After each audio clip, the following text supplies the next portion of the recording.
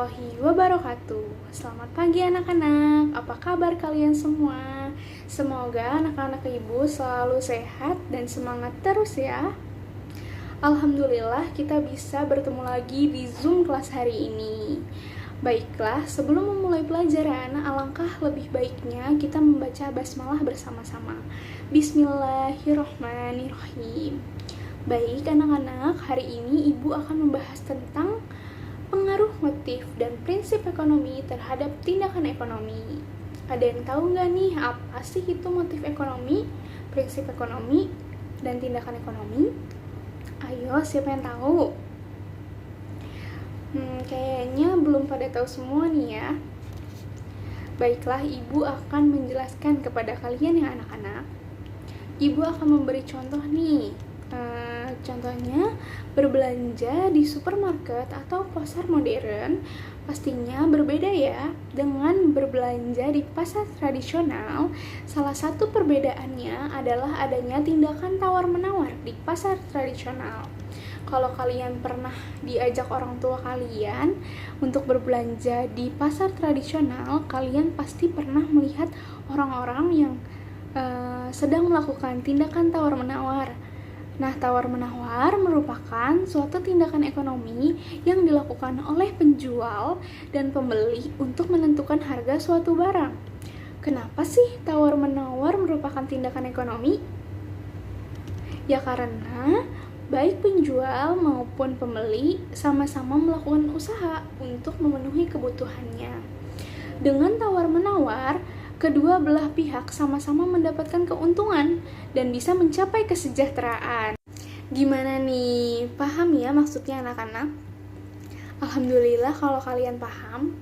Tapi nih, jangan mentang-mentang kalian mau untung banyak, nawarnya jadi nggak kira-kira. Harga 15.000, kalian tawar jadi 5.000. Itu mah namanya kebangetan anak-anak. Jangan sampai seperti itu ya, kasihan penjualnya. Selanjutnya, tindakan ekonomi dipengaruhi oleh beberapa motif atau dorongan, yaitu motif ekonomi dan motif non-ekonomi. Kita akan bahas satu persatu ya, mulai dari motif ekonomi dulu. Yang pertama, motif ekonomi. Apa sih itu motif ekonomi? Ada yang tahu? Belum ada nih. Jadi, motif ekonomi adalah alasan yang mendorong seseorang untuk melakukan tindakan ekonomi. Contohnya begini anak-anak, saat kalian memutuskan untuk makan dan sedang gak ada makanan di rumah, pasti kalian akan dihadapkan oleh dua pilihan. Yang pertama, kalian memilih untuk masak makanan sendiri di rumah, atau yang kedua, kalian membeli makanan siap saji.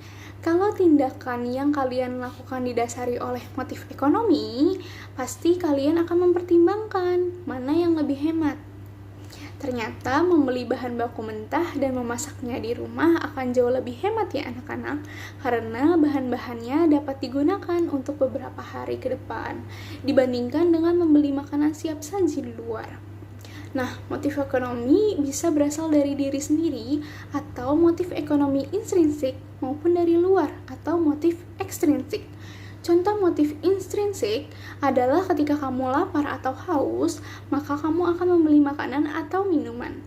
Sementara contoh motif ekstrinsik adalah ketika kamu membeli minuman bersoda karena kamu makan iklan di televisi atau YouTube, jadi kamu beli deh. Baiklah, selanjutnya kita bahas motif non-ekonomi ya anak-anak. Motif non-ekonomi yaitu alasan yang mendorong seseorang untuk melakukan tindakan yang bertujuan untuk memenuhi kebutuhan hidup.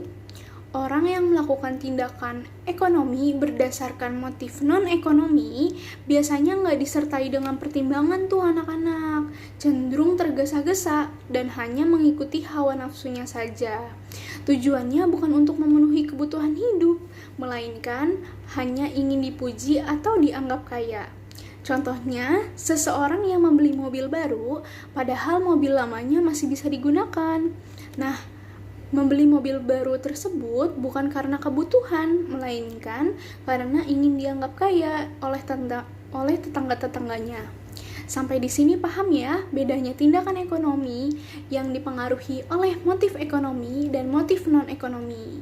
Lalu ibu akan membahas prinsip ekonomi.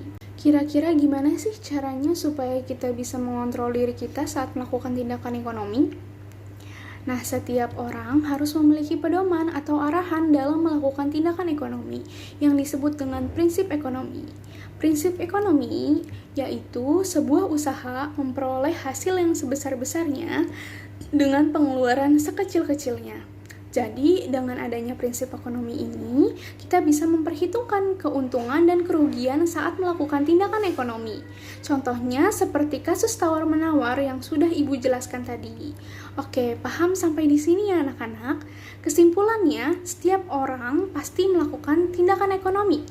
Tindakan ekonomi ini dipengaruhi oleh berbagai motif atau dorongan, bisa motif ekonomi, bisa juga motif non-ekonomi. Nah, prinsip ekonomi bertujuan untuk memberikan arahan agar tindakan ekonomi yang kita lakukan bisa mendapatkan hasil yang maksimal. Yaitu dia penjelasan mengenai konsep, prinsip, dan motif ekonomi, serta hubungannya dengan tindakan ekonomi seseorang. Ibu cukupkan pada hari ini. Jika anak-anak Ibu ada pertanyaan, silahkan ditanyakan ya, bisa di WhatsApp grup atau bisa WhatsApp langsung ke Ibu. Jangan malu untuk bertanya ya anak-anak, semangat terus belajarnya. Karena menjadi anak yang cerdas adalah suatu kebanggaan untuk diri kita sendiri dan sekitar. Terima kasih semuanya. Wassalamualaikum warahmatullahi wabarakatuh.